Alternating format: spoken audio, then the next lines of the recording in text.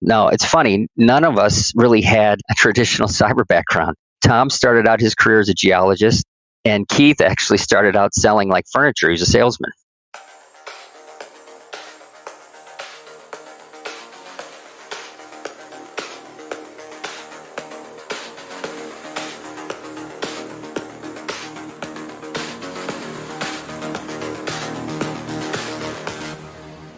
Welcome to Getting into Infosec. I'm your host, Ayman Elsawah. My guest this week is Eric Strom. Eric is the unit chief of the Mission Critical Engagement Unit, where he oversees the FBI's private sector outreach. In our discussion, we talk about how his unique skills helped him in his job. I think we took our unique backgrounds and applied them in a way that we were able to get things done. He also shares some excitement during his tenure. And so as we're taking it over, it was really interesting to sit behind one of the malware analysts and watch Wireshark and watch the instructions coming out across the wire. As well as reflections on a career in cybersecurity. It's probably the most rewarding thing you'll ever do in your life. People are always there to help. And that's what I really enjoy about the cyber community in itself, is that people always kind of go out of their way to help each other out. If you like the show, please share with your friends and let others know. They might thank you for it. Stay in touch. Sign up to my email list in the show notes for thoughts and reflections, as well as sneak peeks. If you have a question you want to ask, you can send an email to ayman@gettingintoinfosec.com or leave a voice message on gettingintoinfosec.com/ask. All right, on to the show. Hi, Eric. Welcome to the show. Thanks for having me. Yeah, thanks for coming on. So for those out there that might not be familiar with you or your work, can you give us a little about what you do today? Sure. Well, my name's Eric Strom. I'm currently the unit chief for the Mission Critical Engagement Unit, which is the FBI Cyber Division's unit that engages both with the private sector and the public sector agencies that focus on the 16 critical infrastructure sectors. So our goal really is to engage with these entities to identify kind of current and emerging threats that are affecting our critical infrastructure. Okay. And I think the 16 different industries, there's a wide gamut, if I understand. Is that right? Yeah, it ranges from academia to government facilities to energy to water, dams, wastewater, and kind of all the major infrastructure type entities. And then they all have their corresponding agencies that are responsible for them. So like Department of Energy is responsible for the energy sector. And so we work very closely with them. Okay. So now, is this one part of a cyber division in the FBI, or is this the cyber division in the FBI? So I'm based out of our headquarters. So it's the main cyber division headquarters. And the way things are broken down is we have our 56 field offices that are in the field. Mm-hmm. But I'm at the main cyber division headquarters, and we're one unit within the cyber engagement and intelligence section. So there's a number of sections, 5 sections within cyber division, and we're in one of those. Oh, I see. Okay, great. Yeah, just for those out there that might not be familiar with the different organizational makeup of the FBI. Right. I think it's changed a little bit over the years. It changes almost every 2 years. Oh, every 2 years. Okay. It's more out of trying to stay up to date with current cyber threats. And so it evolves as fast as it can. So that's not really a dig. It's just that we have to change in order to keep up with the pace of what's going on out there. That's actually pretty good. Given how fast technology changes, I think that's pretty good, actually. Yeah. Even many startups don't change as fast. So that's pretty cool. Great. So tell us how you got to the position you are today. Well, so I've been in the Bureau for 21 years. I started in June of 1999. I had previously been an attorney in Chicago. I had gone to law school in Chicago and worked for about 3.5 years, practicing both criminal defense and civil defense work. And I just happened to go to school at John Marshall Law School, is right down the street from the Dirksen Federal Building in Chicago. That's where a lot of the federal agencies were housed. That's where all the courts were. And so we had the benefit of engaging with a lot of different agencies. Guys would come over and talk about what they did, whether it was ATF or DEA or FBI or U.S. Marshal Service. I had friends that were clerking for U.S. magistrates, and they would talk about the different agencies they engaged with. And so throughout that process, I kind of became interested in working with the FBI. I always liked the criminal aspect of the law. I liked being in the courtroom. And so I applied pretty much right after I graduated from law school, but they wanted me to be a little more seasoned as far as work experience. And that's holds true really for everyone. They kind of want you to work a little bit. They want the FBI to be your last job, not your first one. They want you to bring the experience that you learn out in the private sector or other government agencies to the FBI. And so it took about 3 years to get in. And that's partly just because of the process process, whether it's the background checks, the health screenings, and then just the interview and then the testing and everything. So if I understand correctly, you applied and then I guess didn't get accepted initially. Is that right? Well, no, it was just that just is how long the process took. Oh, okay. So I applied, and then based on the need at the time, they just kind of, I don't want to say strung me along, but they kind of just, they wanted to keep me interested, but they just said, we'll keep calling you when we're ready. Oh, interesting. And it seemed like so many months I get called down and would have to do some sort of phase 1 testing, which would be a written exam, and then 2 would be the interview and things like that. And it just progressed. And I enjoyed what I was doing as a lawyer. And so this was just kind of happening. And fortunately for me, the timing worked out that when they did call and say you've been accepted, that I was ready and raring to go. And next thing you know, I was in Quantico in June of 99 and went through my 4 or 5 months of training. And then my first office was Pittsburgh division. I never lived there before. I had a friend that grew up there, and that was about the extent I knew about the city. Okay. And basically, I started working on a drug and organized crime squad. I was on the SWAT team, a tactical team, and I was also a firearms instructor. So very kind of violent crime-centered career. I really enjoyed it. But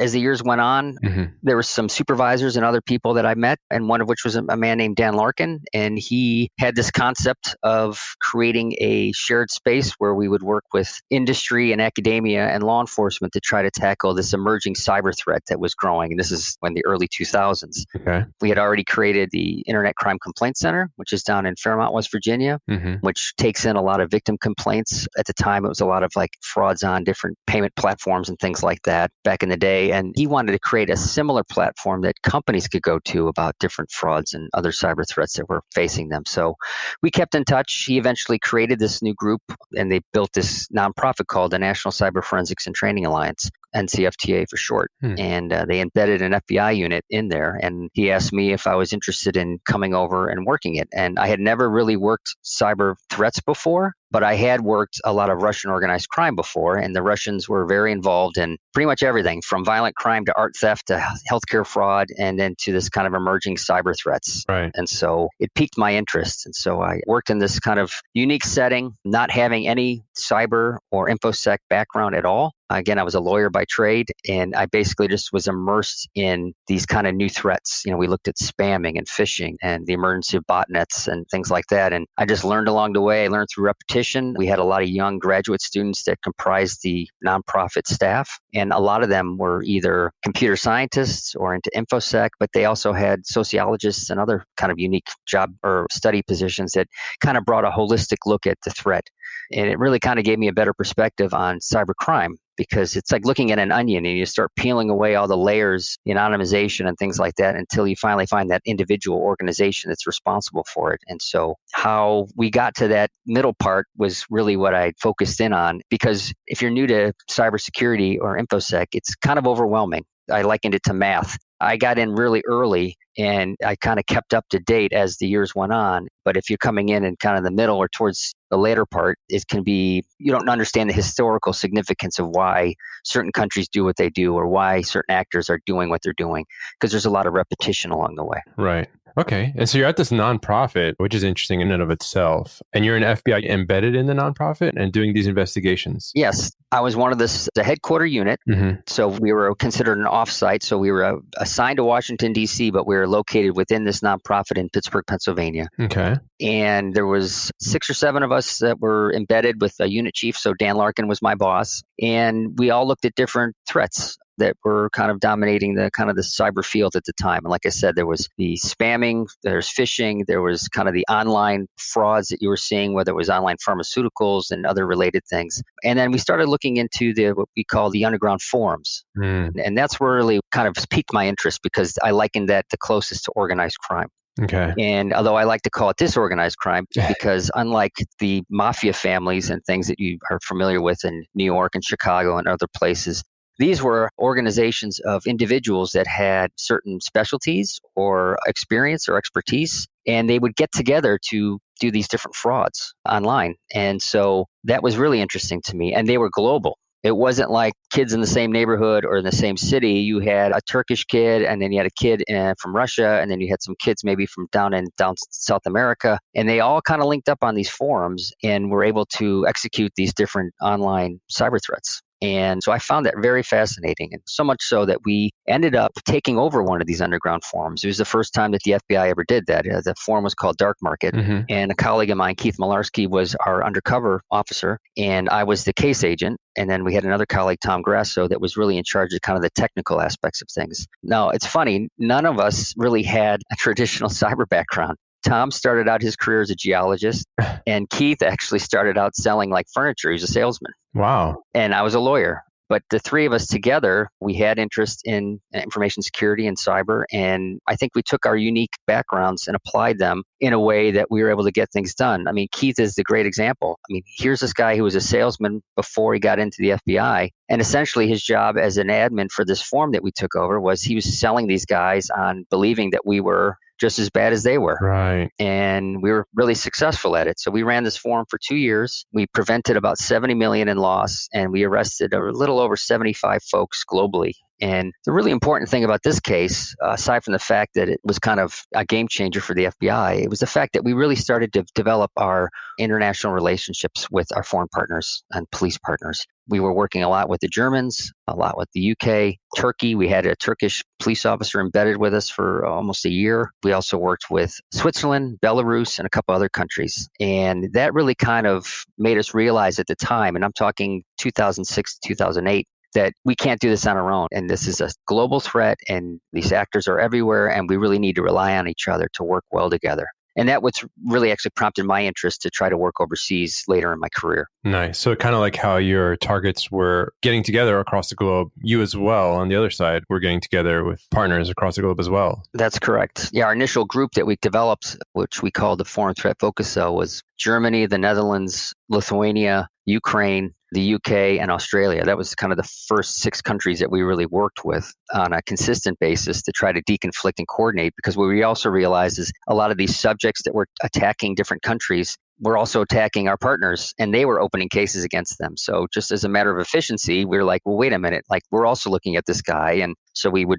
negotiate and coordinate what kind of evidence we had on each individual and see who had a stronger case, and then try to get that information or evidence to that country so they can use it for their prosecution. Okay. So we have a furniture salesman, we have a geologist, and a lawyer, and I'm sure many others with varied backgrounds. So you talked about the salesman using his sales skills. What are some skills or assets that you guys brought to the table? And you guys, meaning you all, women included. What are some assets you all brought to the table from your non-cybersecurity backgrounds that really helped in some of the cybersecurity investigation? Like, I love the sales analogy. What are some others that you noticed? For me, being a lawyer, you can't do an undercover without getting all sorts of authorities and approvals by both the FBI and the Department of Justice. Yeah. And so that whole process where you're reporting back to whether your supervisors or judges or folks back at headquarters, that was my responsibility. And so in order to keep us administratively pure, and really my goal was to keep it a good precedent, because what we wanted to do was this model that we were creating as far as taking over form and running with it,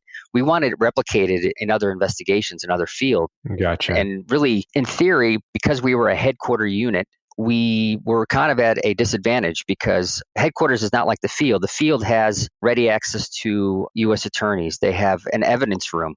They have an ELSHA room that's electronic evidence and all these other support systems that help with their investigations. Oh. We did not. And so we had to rely on, again, I kind of leveraged my relationships with Pittsburgh field office because I used to work there. And we worked out a deal where we'd be able to leverage their support systems to help us with this case.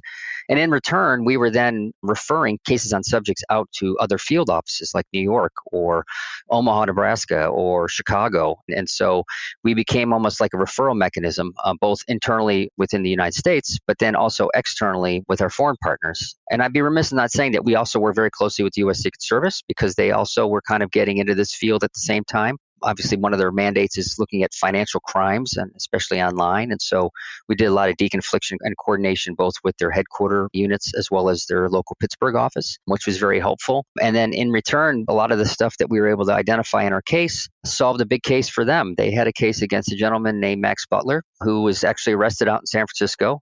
His nickname was Iceman, and the Secret Service and our case were kind of looking at him, but they had some really good evidence against him. So we tried to provide them as much as we could to help them get him, because he had a knack of kind of disappearing and basically stealing wireless signals all over San Francisco. So you can never really track him down until they eventually did. They got one of those rare no-knock warrants to get him because he was always online, and the concern was that he would lock up all his systems and we wouldn't get any of the evidence on there. So it was a very interesting spin-off case of what we were doing, and they've written some books and other things about him. But he was an interesting character, and we subsequently brought him in after he went to prison to talk to companies and cybersecurity reps to talk about what he did and how he did it. And one thing I learned over these years is a lot of these criminals, they love talking about themselves and what they do. And so they're really engaging, and they love to spill the beans and talk about everything that they did. Right. And they get really excited about it. And it really shows you how easy it is for young people to kind of fall into that kind of lifestyle and not realize the damage they're causing. And I believe, back in the day, the damage globally wasn't as bad because we weren't as interconnected as we are today. But today you look at things like the Mirai botnet and other things where they're knocking off major companies offline. I mean, you're talking about the significant financial losses and communication losses and other things. And I think a lot of young people just don't realize the power that the internet has these days. Right. They're very abstracted from the impact. Correct. I guess, yeah. And from understanding, you have a lot of people showing their exploits online on YouTube, and it's quite interesting. Right. Again, and you try to take advantage of that. Right. And I think that's what we did. And again, that's where kind of Keith kind of came in and was able to develop these friendships. And to be honest, once the case broke out and it was mentioned in the news that the forum was actually run by the FBI, he had a lot of people reaching out to him still and under his persona saying, this isn't true. You are the greatest guy ever, and then he would just say, well, it is. And you probably would be best if you just turned yourself in. Oh my God. And we had a couple instances where they called the local police and said, I've been doing this and I've been working with this individual and it worked out. But yeah, I mean, that's the kind of trust he developed. And really,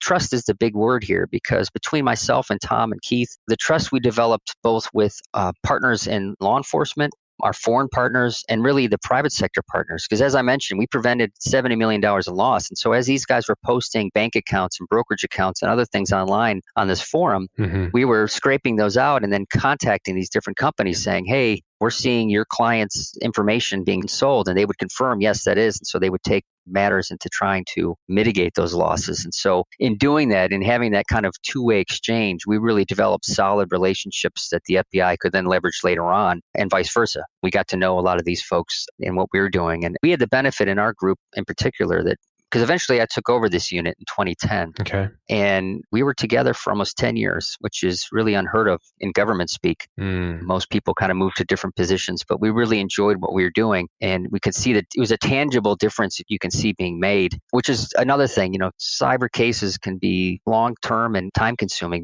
because of the sophisticated nature of things. But ultimately, the end result, when you either make a disruption or you make an arrest or you indict or you taking money back out of their accounts that they stole, I mean, it's really satisfying at the end of the day. And I think it's really the mission which draws a lot of people into the FBI and what we do and the variety of types of work we do. I mean, it constantly changes. The threats constantly change. And that really makes the job interesting. There hasn't been a day that I've been in that I'm like clock watching. I'm like, okay, when's this day going to get over with? It's usually like, oh my gosh, it's already 4 o'clock. Like, what's happening? And that's great. That's the thing I really like about it. And I've known some guys that have left and have gone to work for companies and they're like, I'm making more money, but it's just not the same mission. You're not helping people as much as we like. So yeah, it's wonderful. There's a lot to unpack there.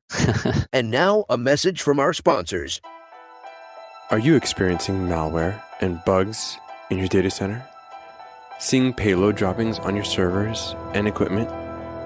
Oftentimes, these bugs are in your walls and hard to reach places on your servers. We have a solution for you. Introducing the Cybersecurity Fogger. Simply place your fogger every 2,000 square feet, pull the trigger, and run. Our patented AI-powered nanotechnology mist will get to those hard-to-reach areas and squash those bugs instantly. No more exfiltration or keyboard logging. It will even remove any bugs on your communication lines too. Not safe for admins and interns. So tell me, what's a really creative way you solved the problem in your years of experience? What is the most creative solution that you came to a problem and lessons learned from that? It's a good question. So I know it literally took us 18 months to kind of get this approval, but we ended up doing what a lot of researchers do. But we did it ourselves as the FBI, but we ended up developing a self-infection platform where we were infecting ourselves with different types of malware But I mean, from the legal standpoint, you've got third-party liability and other things. So we really had to walk a kind of a tightrope when it came to what types of malware we were infecting ourselves with, and then how far we'd let it go. Are you referring to a particular incident or are you just in general? In general, Okay. basically, we provided a service, and here's the issue. So you have all our 56 offices that we work with, and each office, for a time in the very beginning of cyber, each office was developing its own malware kind of collection. It was doing its own forensics and all this kind of stuff. And so we wanted to kind of centralize it. And that way we weren't taking resources away from the field, but we were actually providing a service that headquarters could provide to the field. And so we would canvass the field offices saying, okay, get us a sample of this malware and we'll run it in the wild and see what it does. And we'll get you the information back, what IPs it's calling out to, and try to identify what this is doing. And in fact, one case we had, it was the Game Over Zeus case. We infected ourselves with it. And then when we actually took the botnet down, and when I say take it down, it was group work. We had researchers from universities, we had private sector companies, we had other nonprofits all helping us take this very sophisticated botnet down. Right. But we had infected ourselves with it as well. And so as we're taking it over, it was really interesting to sit behind one of the malware analysts and watch Wireshark and watch the instructions coming out across the wire. That's amazing. It was really cool. Wow. And that's when it really kind of sunk in, because to me, it was like a tangible thing. I can actually see it happening as it was going on. And that's really kind of got me hooked. I'm like, hey, this is a great thing we can be doing from now into the future. That brings legal challenges, though. I would have loved to push out patches and fixes all over the world, but you're basically butting into country sovereignty, and a lot of countries don't want that. Right. And so we had to do a lot of workarounds. One of which was we infected ourselves and we started collecting all the foreign IPs. And then we made arrangements with another nonprofit to then share those with foreign ISPs and foreign governments so that they can then remediate the problem. That was the best we can do outside of trying to actually fix the problem globally, just because it just wouldn't happen. That argument went all the way up to the Attorney General, and he said he'd rather not do that. But I mean, it's little things like that. Yeah. You have a problem and it kind of blows up into something like that. And you're like, at the end of the day, you're like, wow, you're really having a huge impact on things. Yeah. When you have like a lot of legalities and foreign governments involved, I guess you got to get a little creative. Yeah. You're trying to help, but then you have egos involved and different laws and stuff like that. Yeah. Correct. That's where my criminal defense attorney hat would always come on. I would look at it from another perspective and say, what are people going to say if the U.S. government is reaching in, and what happens? And they always come up with this, what happens if a computer is in a hospital and something happens and someone dies? And every lawyer brings that one up, but they never bring up the fact that that's already a vulnerable computer and anything can happen to it. But that said, my job was really kind of sometimes to let the reins out and then pull the reins back. It just depended on the situation. And we always worked with our Office of General Counsel and our cyber law unit attorneys just to really kind of get different perspectives, work with the U.S. Attorney's Office, obviously the Department of Justice, to try to see what we can do. Again, because we wanted to set good precedents. We want to do things where we can always say, hey, that worked out well. Let's try that again in this situation because it worked so well in the prior one. And legally, we were administratively pure. So those are the really kind of neat kind of challenges that, unlike some of these other operational divisions that we have, whether it's criminal or counterterrorism stuff, that we face almost daily. And it really kind of gets your mind going and really keeps you involved in kind of how you can challenge yourself and challenge the system at times to make change. Yeah. What are some important skills that are essential right now in working in cybersecurity, at least in the FBI, either technical or non-technical skills? Can you expand on what you're seeing right now as some really useful skills to have on both sides? Sure. Yeah. The ideal agent, computer scientist, whatever, would be very technical, know the law, be a people person. I mean, there's a lot of different aspects that you need. Because of the international nature of things, because the private sector owns 90% of the internet, I mean, you have to be able to talk and engage and develop trust with people. That's a critical requirement for the job. You can't do it alone, and you have to be able to work with people.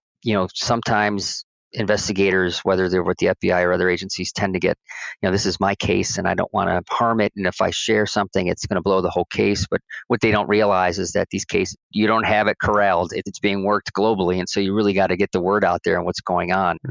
So being able to communicate, being able to develop trust, obviously having the technical, you don't have to be a ones and zeros programmer. I mean, that would help just to have an appreciation. But what I have seen in the past is that people that are super technical tend to get lost in the technical nature of what they're looking at and not really realizing that, yes, this is a malware and this is what it's doing, but why is it being used? I liken it to like a bank robbery where someone is a gun expert and they look at the gun used in the bank robbery and they're like, well, that was just a tool. The reason they took the money was why? Was it because they just needed money? Did they need a drug fix? Are they part of an organized crime group that's doing something larger, or a counterterrorism group that's doing something larger? You can't get so focused in on the technical aspects either. But having a general understanding of what a bot network is and how malware works, and just understanding infrastructure in general, would be very helpful. And we have a lot of, at least in the FBI, we have a lot of training that we provide, basic cyber investigative training. We also work with a couple other independent companies that provide training outside the FBI that you can get certified in. That really helps.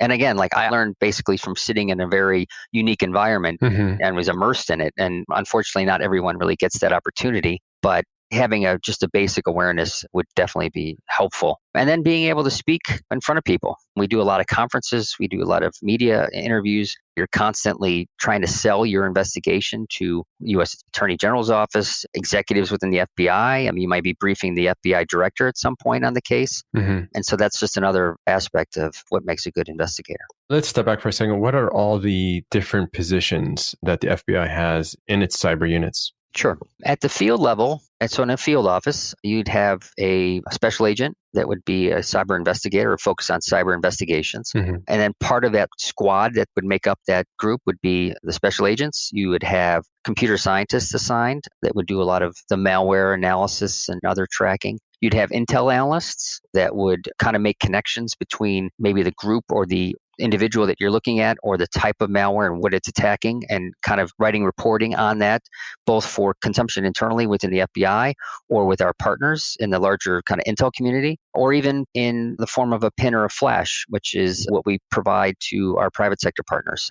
So a PIN is kind of a high level private industry notification that we provide to, I guess it'd be written more to an executive level overview of kind of what the threat is. And then the flash is actually basically the YARA rules and other things, the IOCs that maybe the particular malware is associated with. And so anybody who's a defender at a company or whatever can then use those or input those into their system to try to identify whether they have an issue or not. And then you have management program analysts as well. And so they, and SOSs. So there are other professional support that do additional either reporting or research. So you kind of work as a big team. And the headquarter entities are kind of similar in that you've got supervisory special agents that are usually manage a particular program. So they're responsible for certain field offices, or in my case, they're responsible for a certain sector. And then you have management program analysts that support them. They do a lot of presentations. They do a lot of the kind of massaging information and exchanging information, making sure it's getting to where it needs to go. And then you have intel analysts that obviously develop collection requirements and things like that. So when we are reaching out to a particular energy sector or a company within that sector, we're trying to develop intel requirements that we can then relay to our field or operational units to say, hey, this is what we see affecting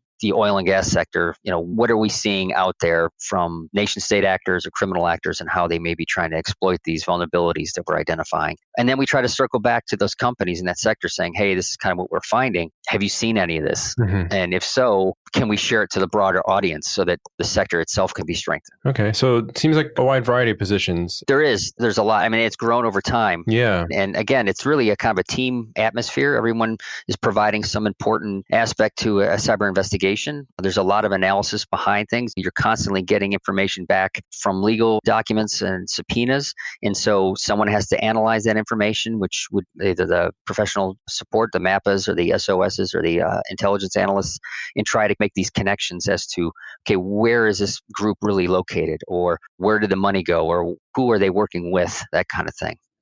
Does the FBI have a need for all the positions right now, or are you seeing a stronger need for some positions more than others? I think the FBI is kind of reflective of the overall kind of private industry. I think we're always in need for anybody who has the interests in cyber training. I think it kind of ebbs and flows when we need, whether it's an agent or an analyst or an SOS. I think it just depends.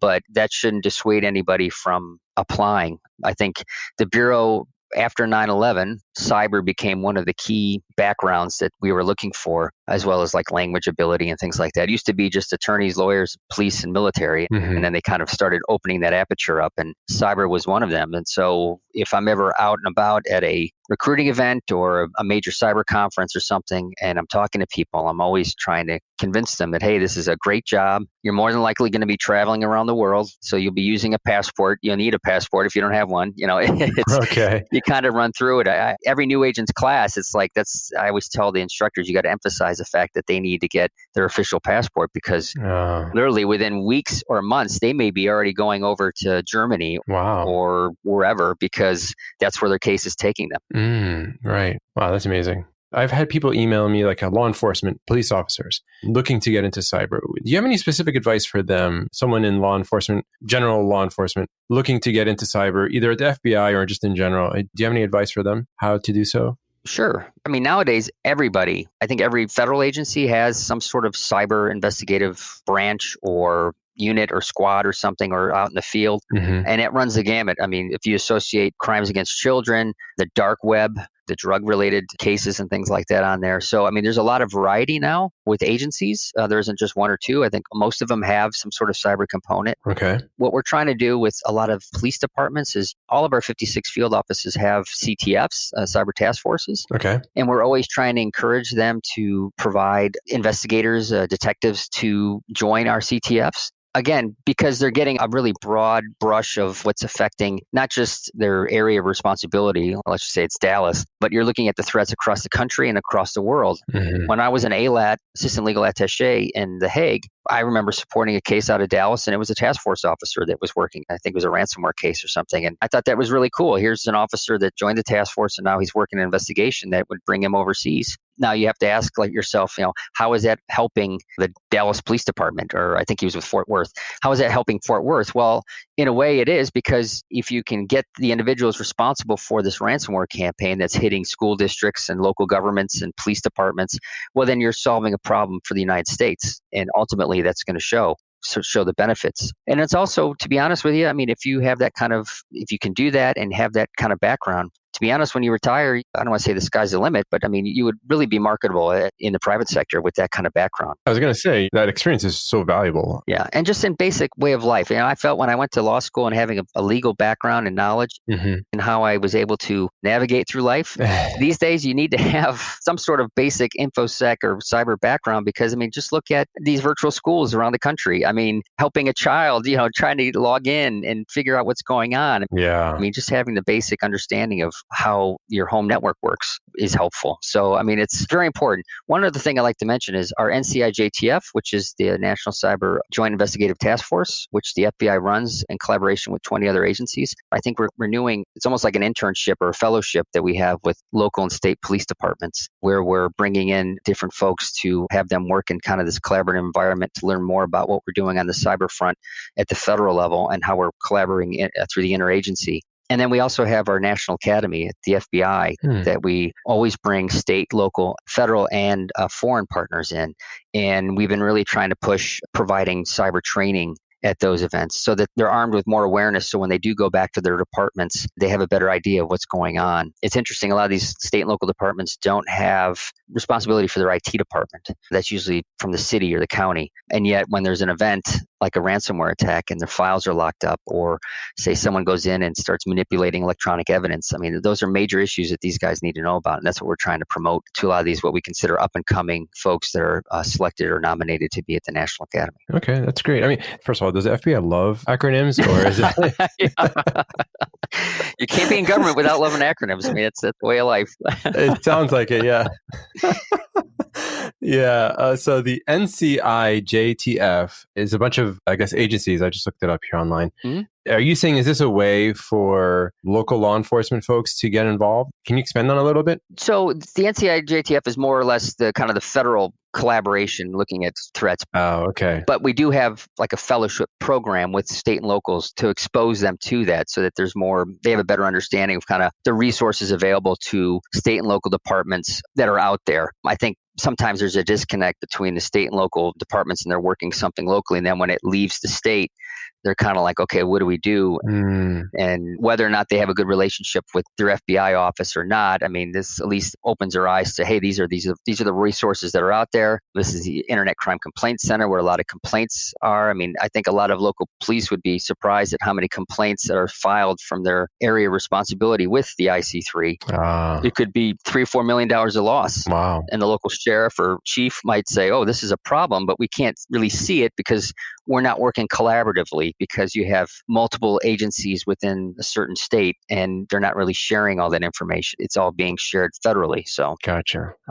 So how does one join that fellowship? Is there a way to get involved? That is a good question. And I'll have to circle back with you on that, because that's the program that's run separately out of the NCIJTF. I just know in the past when I've been in and out of headquarters that they've had different fellows that have stopped in for meetings, and they've been introduced them as, this is Detective so-and-so from this department from San Diego or Dallas or wherever. And I just don't know the facts as far as how you would apply for something like that. Okay. So given October is Cybersecurity Awareness Month, so let's change gears a little bit and talk what are you seeing out there? What are some important things for the public to understand from a security awareness? And then what is something that a cybersecurity professional, whether they're new or old, can do to help their local community from a cybersecurity awareness point of view?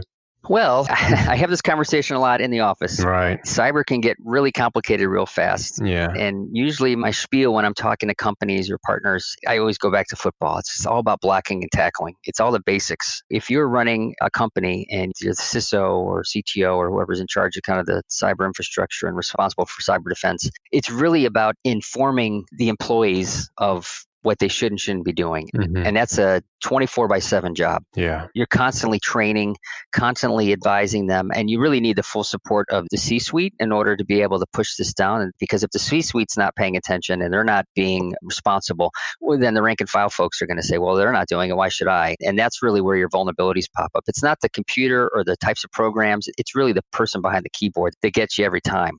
And that's really a problem. And so we're always constantly talking to people that they need to make sure that they're training their folks to have good password management, that they make sure that they're not clicking on everything that they see online, that they verify who's reaching out to them, because there's a lot of social engineering going on, whether it's through the phone or through online. And these are really kind of the basics where folks can get into the network and then they just kind of hang out there for a long time. Yeah. And then next thing you know, you're losing all sorts of money, intellectual property. So that's really what it boils down to. You also have to realize what's most important within the company. What are your crown jewels that you need to protect and make sure they are protected? Do you segment your network so that you can't get into the R&D from the normal network? Are you segmented from other companies or other offices that are global? And are you protecting yourself that way? There's a lot of things that I think if you went to the basic CISO school that they always beat in everyone's heads. Yeah. But I mean, we just repeat that because those are really the basic things that you need to look out for. And that's what's really important. We always encourage companies to develop strong relationships with their local field offices. Because when there's an issue, the people that will be responding will be the local field office. That's going to be the first phone call. The stuff that my unit does, we're almost kind of like the backup. If for some reason they can't get to the hold of the field office, they call us or they call the Office of Private Sector or some of the other outreach units that we have and try to get in touch with the FBI. But ultimately, for the general counsel of a company, for the CISO of a company, to have those early discussions when everything's calm and fine and knowing how the FBI will react, knowing what the FBI will do with that information, knowing who else, what other agencies may respond, because a number of agencies have, as part of our new cyber strategy, it's really kind of a whole of government aspect to this. And so you'll have DHS CISA that provides some remediation. We're more threat response. And so we all bring certain aspects to the table, and to have that Rolodex of people, hey, this is who you need to call and this is how they're going to respond. Knowing that ahead of time instead of when you're in panic mode and you've got your PR people and your lawyers and everybody kind of figuring out what's going on. Yeah. Having that laid out ahead of time will really produce great results in the end of the day. And knowing what those expectations are really important. And to be honest, one of the things that our unit's doing is reaching out to a number of CISOs that we've worked with and said, hey, when you first got the job and you didn't have a relationship with the FBI, what were your first couple questions? What would you want to know ahead of a meeting or during a meeting with the FBI? And we kind of provided a sheet basically to hand out or give to the field offices. So when they do have those initial conversations with a new partner or new company, they could say, hey, these are some questions that you might want to pass to your general counsel. And that way, if there's any follow-on, we can get back in touch with them and talk to them. Oh, that's pretty good. Yeah. And we also have 2 programs that, again, my unit runs. It's the CISO Academy that we run twice a year out of the FBI Quantico.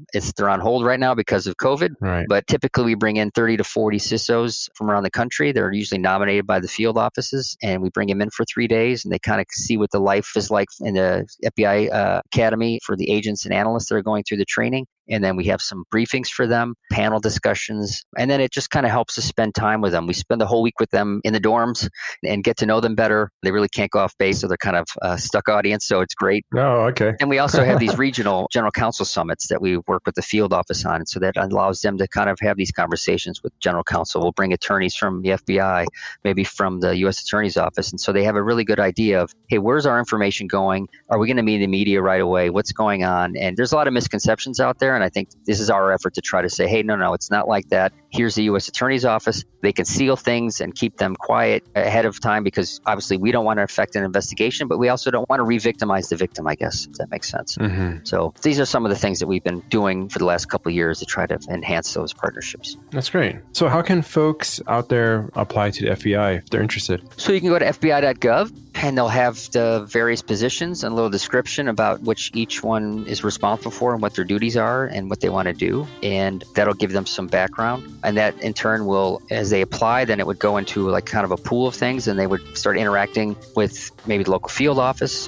One of the things I did when I first was interested is I knew through a friend, I knew an FBI agent. I just went out and had lunch with him and asked him, like, what's your life like? What do you do? Do you enjoy it? What are the challenges? What are some highlights? And it really got me interested in it. So I've been asked to talk to a lot of young people over the years, and I'm always happy to do that. And I think a lot of folks in my position would be, because I think most of us really love our job. And I think it really kind of gives them, they walk away with some excitement about it. It is challenging. There's a lot of people interested in these positions, but it's still worth it. Even if you have a really good job right now, there's no real downside into putting in for one of these positions if that's something you really want to do. Okay, great. Any parting advice for those out there looking to get into the field, whether the FBI or otherwise? Yeah, it's probably the most rewarding thing you'll ever do in your life. You mean cybersecurity? Yeah, cybersecurity, cyber investigations. You'll get a chance to travel the world. You'll get to meet people from around the world, whether you're in the private sector or in law enforcement. It may seem like a large community, but it really is quite small. I always keep running into the same people I've run into for the last 15 years. And they're very supportive. If you have any problems that you're dealing with, say at your company, whether it's technical or non-technical, and people are always there to help. And that's what I really enjoy about the cyber community in itself, is that people always kind of go out of their way to help each other out because they're in turn going to ask for help at some point. So it's not really a cutthroat profession. Technology is changing so quickly, and you might have a friend who's really on top of it on that particular technology, and then all of a sudden you might have an interest in a different one, and you're on top of that one, and you're sharing notes and comparing and meeting up. And these cyber conferences are great presentations, but after hours, that's when the real conversations and really interesting talks are. And that's what I really enjoy about going to those. That's what I miss currently in this current situation. So seriously, yeah, great. Well, Eric, thank you so much for coming on the show. It was quite informative, quite enlightening, and I'm sure everyone out there will benefit from this episode. So thank you so much for your time. Thanks for having me, Eamon, and I really appreciate it. Good luck to everyone who's interested. I really appreciate the time. All right. Thanks a lot. Thank you. Take care. Bye-bye. Bye. Hey, thanks for listening. If you like this podcast, please leave an awesome review or pay it forward by sharing with the world. More information is at gettingintoinfosec.com, where you could find my practical guide, Getting Into InfoSec swag, and my mailing list for sneak peeks. Every week, I let my guests pick their outro music. This week, it's Alte Hirn by Ki Lo Kaz. See you next time.